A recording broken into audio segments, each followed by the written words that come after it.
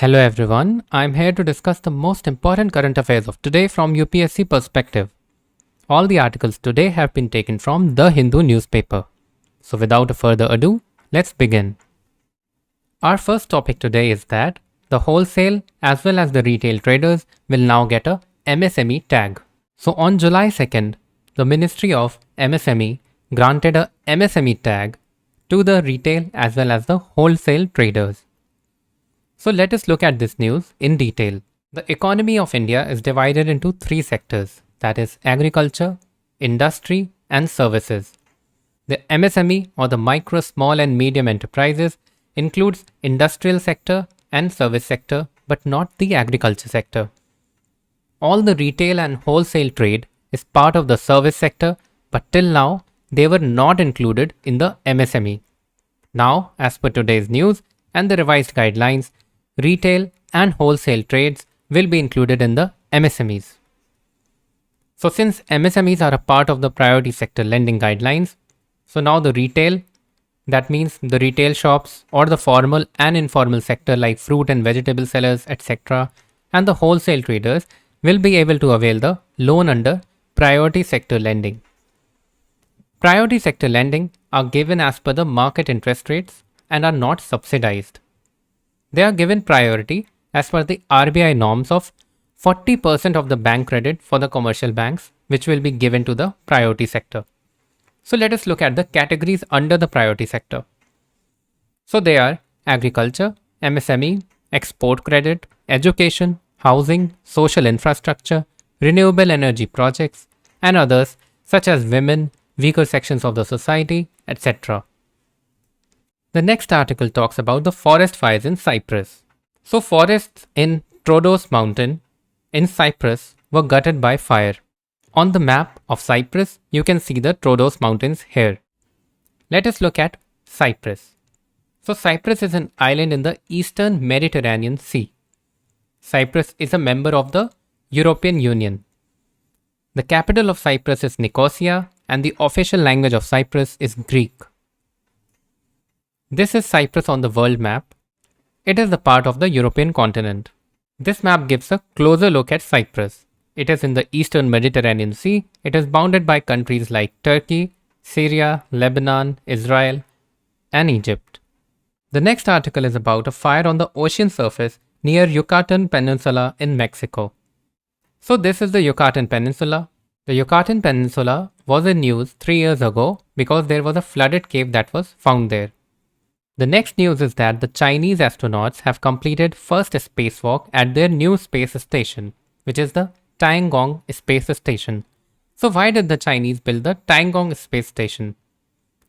So currently the only space station in the orbit is the International Space Station ISS, from which China is excluded.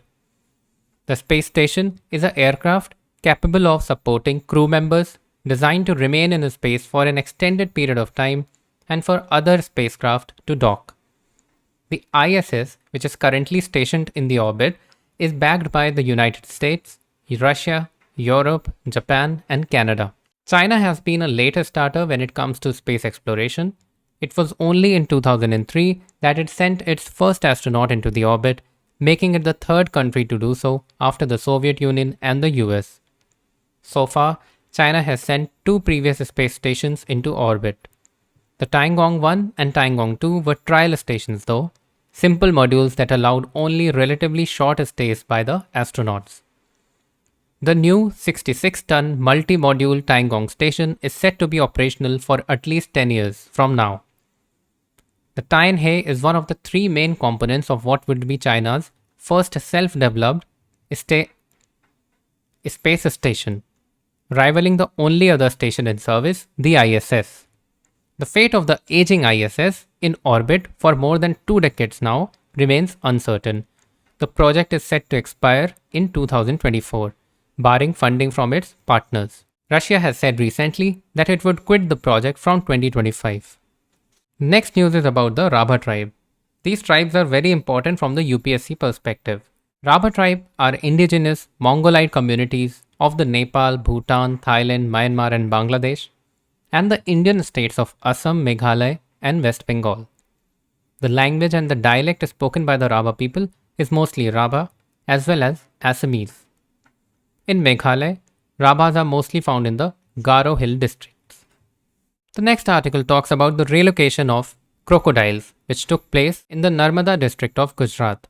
So as many as 194 crocodiles have been relocated from a lake near the Statue of Unity in Narmada district, Gujarat.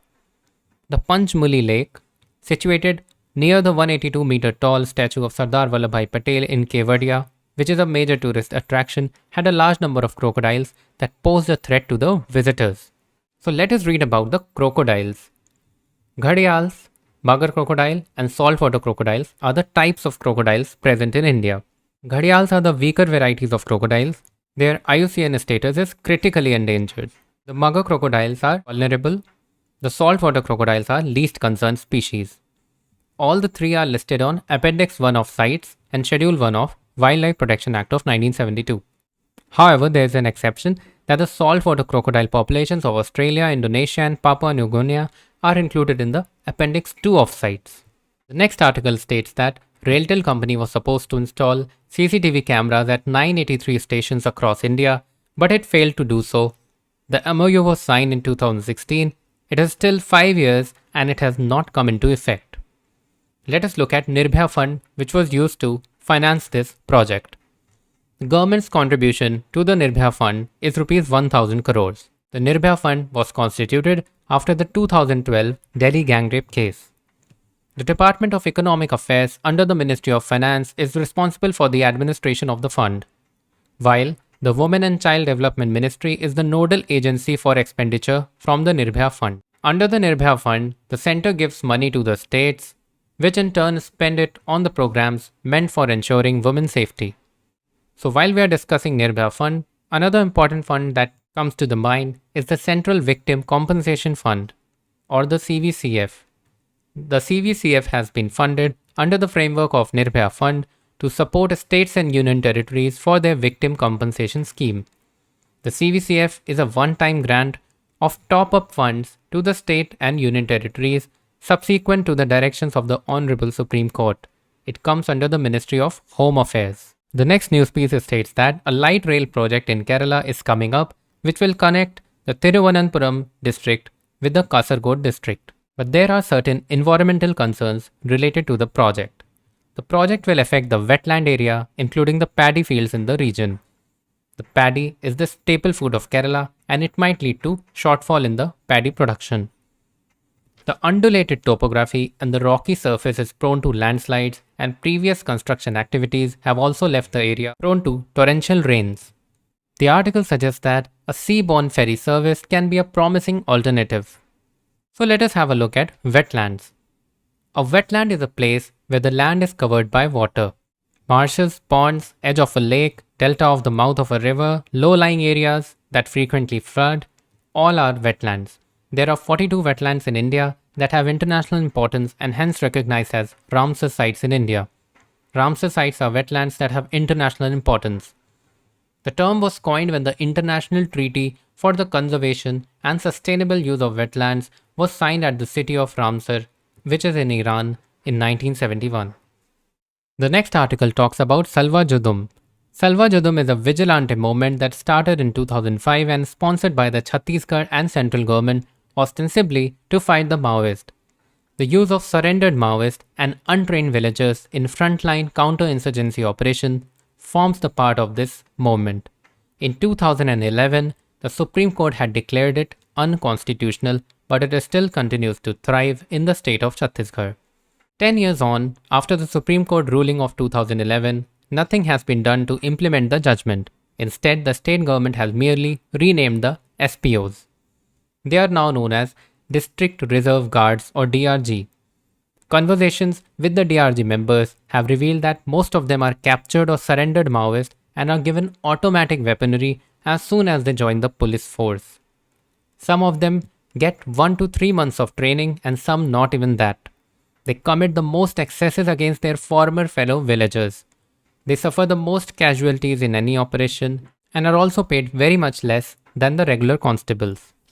So that's all for today from my side. Do write in the comment section if you have any queries regarding a particular topic. Thank you so much.